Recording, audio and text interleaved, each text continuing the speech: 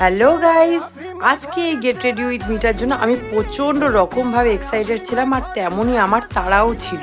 Because আজকে আমি যাচ্ছিলাম মুম্বাই, আর এয়ারপোর্টের জন্য আমি রেডি হচ্ছিলাম এখানে।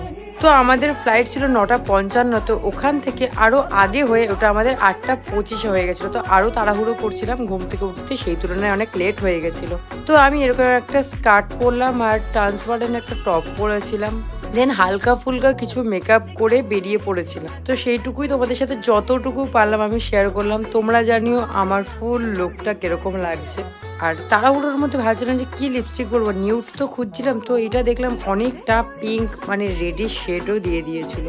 তো যাই হোক, এখন চেঞ্জ করার মতন টাইম নেই। মুম্বাইয়ের আরো কিছু ভ্লগ আমি চেষ্টা করব তোমাদেরকে দেওয়ার। আর এই যে এই শুটা পরবো, দেন তাড়াতাড়ি করে বেরিয়ে যাবো, বিকজ আমার অনেক লেট হয়ে গেছে। আর আমার ফেভারিট পারফিউম বেল্লা ভিটা, যেটা ছাড়া আমি চলতেই পারি না।